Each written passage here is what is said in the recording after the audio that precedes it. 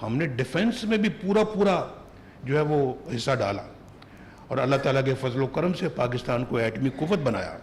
पाकिस्तान को $5 billion offer किए गए, ये सही बात है। और उस जमाने के $5 बिलियन, आज के नहीं, उस जमाने के 1998 के $5 बिलियन एक बहुत बड़ी रकम होती थी।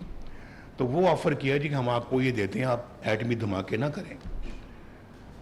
तो हमने, मेरा ख्याल है कि आप में से कोई एक बंदा भी नहीं होगा इस पूरे हॉल में, मेरा ख्याल है 147 लोग बैठे हुए हैं, तो उनमें से मेरा ख्याल है कि 147 ही कहेंगे कि हमने वो $5 बिलियन ना वसूल करके हमने और एटमी धमाके करके सही फैसले का सबूत दिया। लेकिन उसका नतीजा क्या निकला?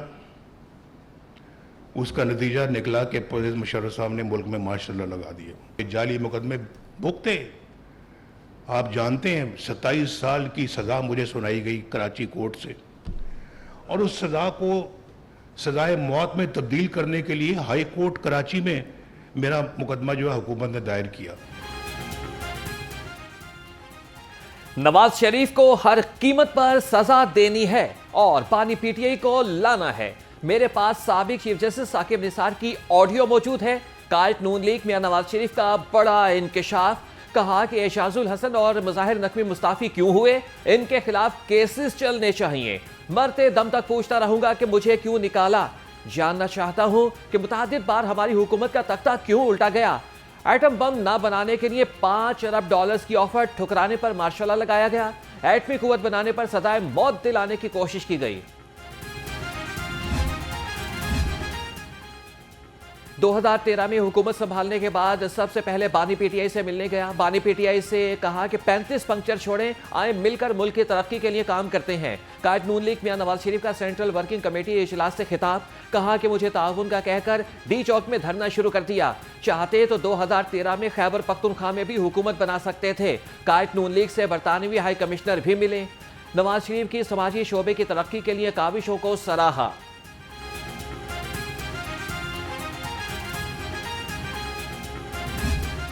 आखिरी लम्हों भी अपने कायद की मिन्नत की कि आप वजीर आज़म बने, मैं वर्कर बन के आपका काम करूंगा। पहाड़नुमा मसाइल हैं, चाहे वो कर्जों को ले लें, मईशत को ले लें, आप अपने जो बेरोजगारी को ले लें, महंगाई को ले लें।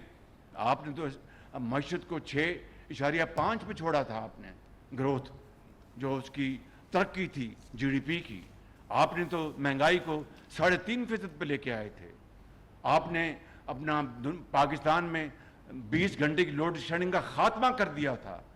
आपने पाकिस्तान को सही मानों में 2018 में आप एशियन टाइगर की उस स्टेज पर ले आए थे, मगर उसके नतीजे में एक इतनी बड़ी साजिश आपके खिलाफ नहीं की गई, पाकिस्तान की तरक्की के खिलाफ की गई, पाकिस्तान के मुस्तकबिल के खिलाफ की गई, पाकिस्तान के करोड़ों अवाम के खिलाफ की गई, पाकिस्तान की जो एहसास थी उसके खिलाफ की गई, और उस साजिश ने पाकिस्तान की जड़ों को हिला के रख दिया। साजिश नवाज शरीफ नहीं, मुल्क और कौम के खिलाफ की गई। वजीर आजम शहबाज शरीफ का सेंट्रल वर्किंग कमेटी इजलास से खिताब, कहा कि नवाज शरीफ को पार्टी सदारत से अलग करके जुल्म किया गया। आज इमानत अपने कायद को वापस कर रहा हूं। जो सलूक हमारे साथ किया गया वो तारीख का हिस्सा है। मुश्किल हालात में पार्टी का साथ देने वालों को सलाम पेश करता हूं।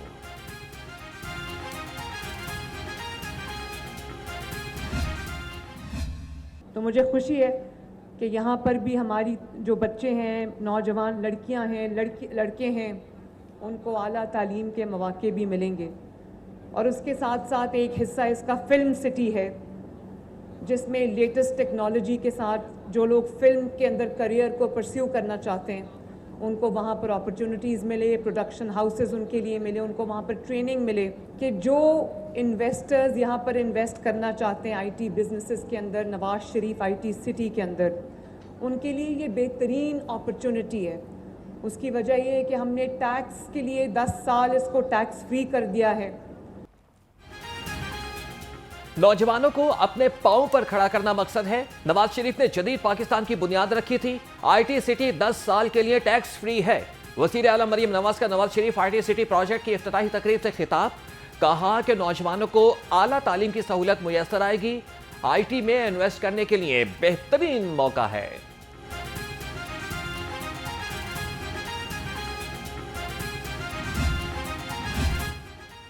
मियां नवाज शरीफ मुस्लिम लीग नून के सदर नामजद। सेंट्रल वर्किंग कमेटी इजलास में पार्टी के सीनियर अरकान ने साबिक वजीर आजम का नाम पेश किया।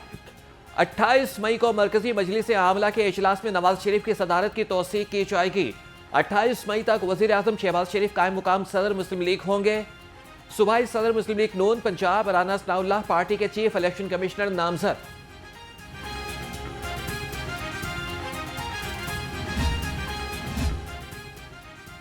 नून लीग के मरकजी सदर के इंतखाब के लिए इजलास। राना सनाउल्लाह ने बतौर चीफ इलेक्शन कमिश्नर सदारत की। इलेक्शन कमीशन ने पार्टी सदारत के इंतखाब के लिए शेड्यूल जारी किया। 27 मई को कागजात नामजदगी हासिल करके 28 मई तक जमा कराए जा सकेंगे। इंतखाब के लिए जनरल काउंसिल का इजलास 28 मई को 4 बजे होगा।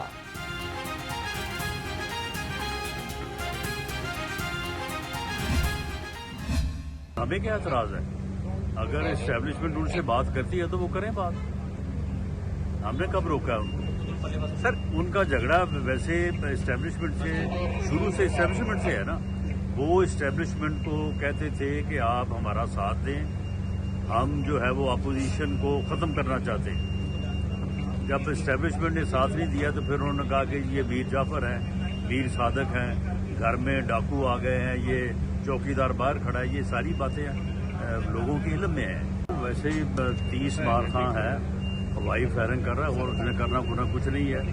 बिल्कुल ताबेदारी करेगा और जिस तरह से वफाकी हुकूमत मामला को चलाना चाहेगी उसके मुताबिक ही चलेगा।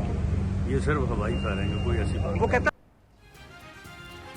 सीनियर लीगी रहनुमा राना सनाउल्लाह ने वजीर आला खैबर पख्तूनख्वा को 30 मार खान करार दे दिया।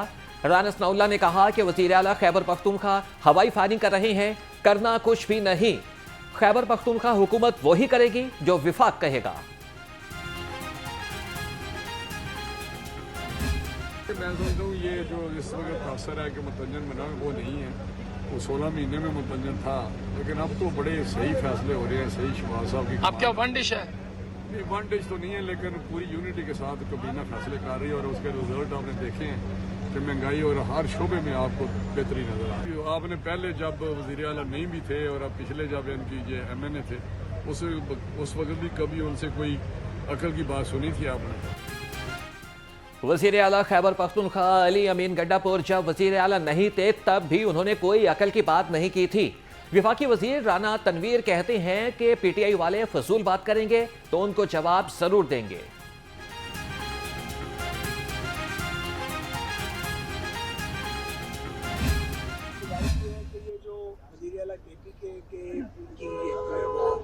वो फायर वर्क्स कर रहे हैं फेडरल गवर्नमेंट के बारे में और जिस तरीके से वो बात कर रहे हैं, ये किसी भी वज़ीर आला को ज़ेब नहीं देता। तो लगता ये है कि उनसे काम चुके चलना नहीं है, तो वो खुद शायद चाहते हैं कि एक ऐसी सिचुएशन क्रिएट हो। लेकिन PTI की तारीख यही है कि वो हमेशा इंतशार पैदा करते हैं और जब भी मुल्क चलने लगता है वो चलने नहीं देते। वज़ीर आला KP को विफाक पर लफ्जी गोलाबारी ज़ेब नहीं देती। सीनियर लीगी रहनुमा ख्वाजा साद रफीक कहते हैं कि तहरीक इंसाफ ने हमेशा से इंतशार फैलाया। मुसद्दिक मलिक बोले कि नवाज शरीफ सुरखरू हुए 28 मई को पार्टी सदारत संभालेंगे। सबसे कुछ साल पहले एक ऐलान किया गया था और ऐलान ये किया गया था कि मियां नवाज शरीफ साहब अपने बेटे की कंपनी के अंदर उनके बोर्ड के अंदर है। हर बच्चा और हर बाप, हमारे लिए मेरे लिए सबसे बड़ा एजाज क्या है जिंदगी में कि मेरे अगर बच्चे कामयाब हों और कोई बड़ी बड़ी कंपनियां बनाएं या कोशिश कर रहे हो तो मैं उनके बोर्ड के ऊपर बैठूं और अपने बच्चों को देख सकूं कि वो तरक्की की तरफ जा रहे हैं या मेहनत कर रहे हैं। शहबाज हुकूमत फॉर्म 47 के कच्चे धागे से बंधी है। सेनेटर एजाज अहमद चौधरी की अदालत पेशी के मौके पर मीडिया से गैर रस्मी गुफ्तगू। कहा कि यह हुकूमत ज्यादा से ज्यादा जून के आखिर तक रह सकती है। दोस्त मुमालिक तजब्जुब का शिकार हैं और हकीकी मैंडेट वाली क़यादत के मुतलाशी हैं।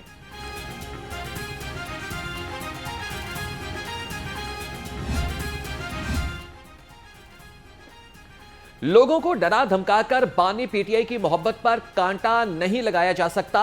साबिक सूबाई वजीर डॉक्टर यास्मीन राशिद कहती हैं, बानी पीटीआई अवाम में और ज्यादा मकबूल हो रहे हैं। जुल्म और जबर के खिलाफ लोगों के दिल से मोहब्बत को कम नहीं किया जा सकता। सरदार सलीम हैदर खान से गवर्नर बलोचिस्तान की मुलाकात। गवर्नर पंजाब ने जाफर खान मंदोखेल को गवर्नर बलोचिस्तान का मनसब संभालने पर मुबारकबाद दी। गवर्नर पंजाब सरदार सलीम हैदर खान से रहनुमा पीपल्स पार्टी बैरिस्टर मियां आमिर हसन भी मिले।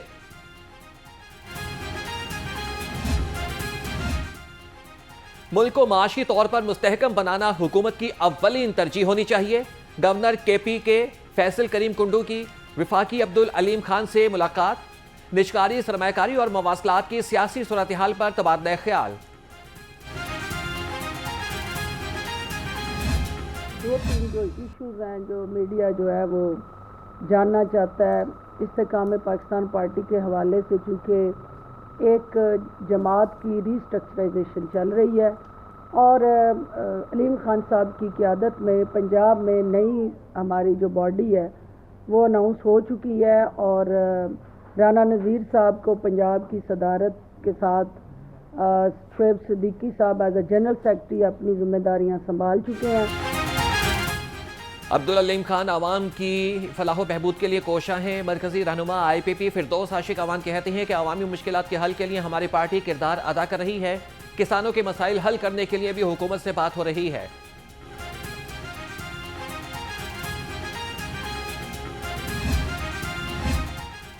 सुन्नी इत्तेहाद काउंसिल के अरकान असेंबली का हुकूमत को टफ टाइम देने का फैसला।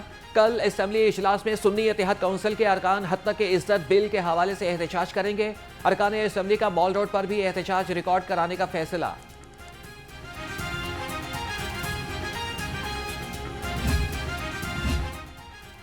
खबरदार, होशियार, सूरज आग बरसाने को है तैयार। PDMA ने हीट वेव अलर्ट जारी कर दिया। DG PDMA कहते हैं कि 21 से 27 मई तक हीट वेव के शदीद खतरात मौजूद हैं। गर्मी और लू से शहरियों को भी बचने की हिदायत। शहर में सूरज आज भी आग बरसाता रहा। ज्यादा से ज्यादा पारा 43 डिग्री रिकॉर्ड हुआ। गर्मी से लेस्को के तरसीली निजाम पर दबाव। शहर में लोडशेडिंग का जिन बेकाबू होने लगा। शहर में 6 और देहातों में 9 घंटे की लोडशेडिंग ने जिंदगी मुश्किल कर दी। कई इलाकों में गैर एलानिया लोडशेडिंग का दौरानिया 12 घंटे से भी तजावज कर गया। शहरी और कारोबारी तबका शदीद परेशान।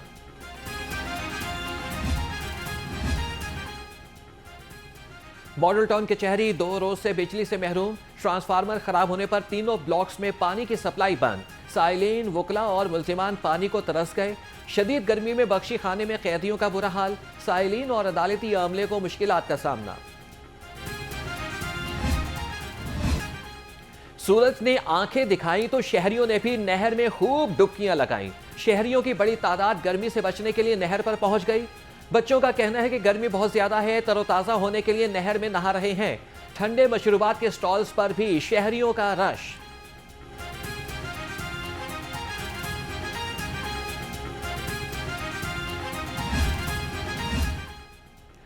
विफाकी वजीर दाखिला मोहसिन नकवी का नादरा सेंटर शिमला पहाड़ी का दौरा। सेंटर में शहरियों का रश कम, बारी भी जल्दी आने लगी। शहरियों का मोहसिन नकवी से इजहार तशक्कुर।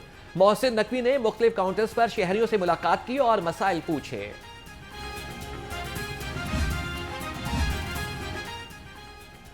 डेंगू की रोकथाम के लिए कार्रवाइयां तेज करना होंगी। वजीर सेहत ख्वाजा सलमान रफीक का इंसदाद डेंगू के हवाले से इजलास से खिताब।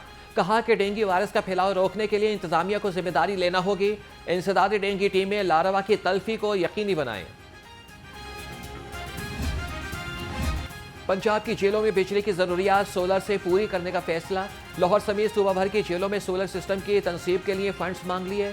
39 जेलों में सोलर की तनसीब के लिए 60 करोड़ से जायद के फंड्स दरकार।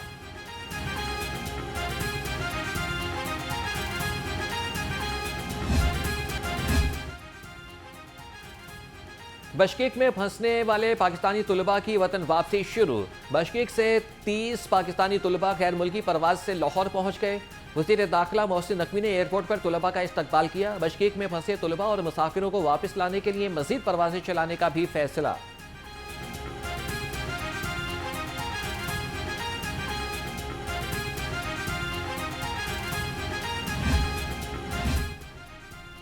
डाकुओं ने एक और जान ले ली। इकबाल टाउन नजफ कॉलोनी में डकैती के दौरान मुज़ाहमत पर बाप कत्ल, बेटा जख्मी।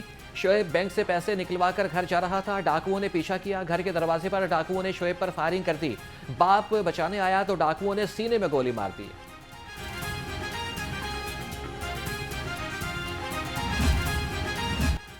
पाकिस्तान का पहला वर्चुअल विमेन पुलिस स्टेशन ख्वातीन की आवाज़ बन गया। एक माह में 1039 मुकदमात का इंदराज किया गया।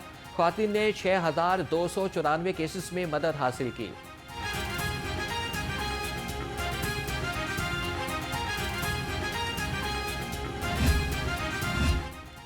ख्वातीन को बाइख्तियार और खुद एतमाद बनाने का मिशन। आबशार ड्राइविंग स्कूल में सुबह और शाम क्लासेस जारी। CTO अमारा अतहर कहती हैं कि ख्वातीन को कार, मोटरसाइकिल और स्कूटी चलाने की तरबियत दी जा रही है। ख्वातीन के लिए राइड फॉर चेंज प्रोग्राम भी जारी है। इंटरमीडिएट पार्ट 2 के मुलतवी होने वाले इम्तिहानात का शेड्यूल जारी। 20 अप्रैल को मुलतवी होने वाला पर्चा 23 मई को होगा। 22 अप्रैल को इंग्लिश का कैंसिल होने वाला पर्चा 25 मई को होगा। Board of intermediate and secondary education Lahore ने शेड्यूल जारी कर दिया।